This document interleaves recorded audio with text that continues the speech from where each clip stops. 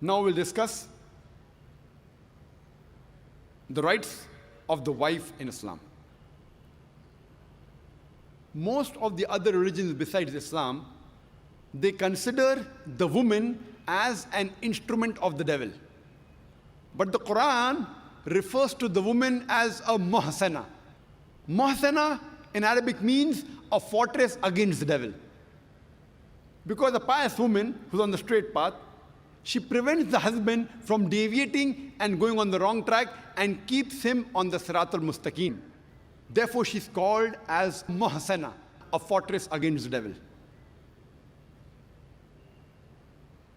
The Quran in Surah Nisa, chapter number 4, verse number 21, refers to marriage, to nikah, as a sacred covenant. It's a sacred covenant, a sacred contract between the husband and wife. The Quran says in Surah Rum, chapter number 30, verse number 21, that we have created for you mates from amongst yourselves, so that you may live with them in tranquility, and He has put love and mercy between your hearts. The beloved Prophet Muhammad, he said, it's mentioned in Sahih Bukhari, volume number 7, in the book of Nikah, chapter number 3, hadith number 5066. The beloved Prophet said, "O young people, whoever has the means to get married should get married." The beloved Prophet also said, there is no monasticism in Islam. And the Prophet said, anyone who marries, he completes half his deen. Once during question answer time, there was a person who asked me, that does it mean that if I marry twice, will I complete my full deen? What did the Prophet mean when he said that marriage completes half your deen? Marriage prevents you from promiscuity, from fornication, from homosexuality. Only if you marry do you have an opportunity to be a husband or a wife. Only if you marry do you have an opportunity to be a father or mother, which are very important duties in Islam. So irrespective whether you marry once or twice, you only complete half your deen. In Islam, for a marriage to solemnize, taking the permission of both would-be husband and wife, the man and the woman, is equally important. The Quran says in Surah Nisa, chapter number 4, verse number 19, do not inherit the woman against their wishes. There's a hadith which is mentioned in Sahih Bukhari, volume number 7, book of Nikah, chapter number 43, hadith number 5138. A lady by the name of Khansa bin Khadim al-Ansariya, she approached the Prophet and said that my father has married me to a person against my wishes. The Prophet, he nullified the marriage. There's another Sahih hadith which is mentioned in Ahmad ibn Hanbal, hadith number 2469, where a lady approaches the Prophet and says that my parents have forced me to marry a man against my wishes. And the Prophet said she has the option of either continuing the marriage or nullifying the marriage. There's a similar hadith mentioned in Ibn Majah, hadith number 1875. It's the same hadith. A woman approaches the Prophet and tells her that my parents have forced me to marry against my wishes. And the Prophet says, you can either continue the marriage or you can nullify the marriage. And the woman says, I continued the marriage, but I wanted the woman to know that the parents cannot force their daughters to marry someone who they don't like.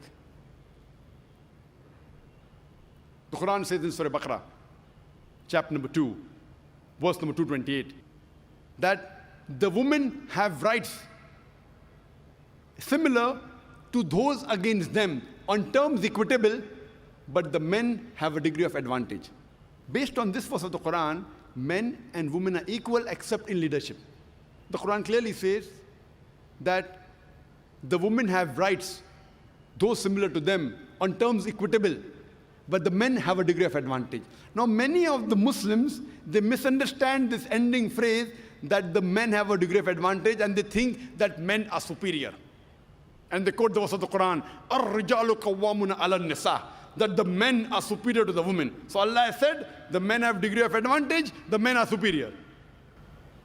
What they're quoting is the verse of the Quran which was recited by a wonderful Qari from Surah Nisa, chapter number 4, verse number 34, which says, Ar-rijalu qawwamun ala nisa, that the men are the qawwam of the women. What is the meaning of the Arabic word qawwam? Qawwam comes from the root word aqama, which means to stand up for. How we have aqama before salah, we stand up for salah.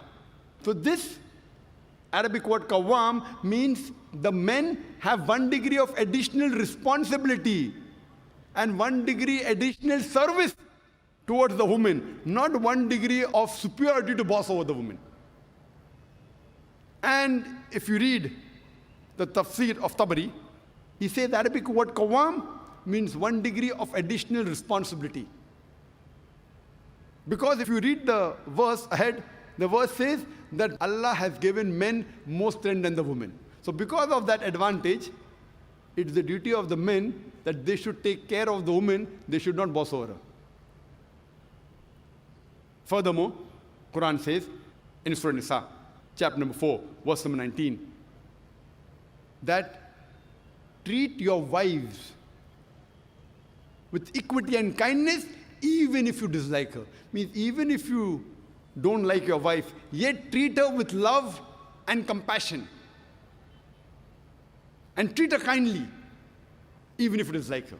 Even if you dislike her, treat her with kindness and compassion. And in Islam, we do not consider calling the women as housewives. Housewives.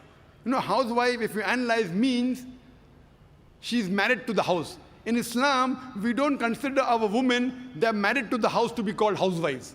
You know, in English we have, what is their profession? Housewife.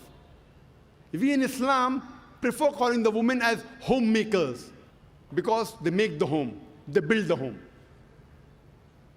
So inshallah, I believe that the ladies from now onwards, when they have to fill any form, instead of writing the profession, if they are not right housewife, that's English terminology. They are marrying you to your house. Prefer mentioning homemaker, because the woman builds the home, they make the home. And in Islam, a woman is not married to a master to be treated like a slave. She is married to an equal, and the role is that of partnership. And Quran gives a very good phrase in Surah Baqarah, chapter number 2, verse 187, where Almighty God says, Hunna libasul lakum wa antum libasul lahunna. That they are your garments and you are the garments. That means your wives are your garments and you are the garments of your wives. What is the role of garment? The role of the garments is to beautify, to conceal, to protect. The husband and wife, they conceal each other's faults. They beautify each other.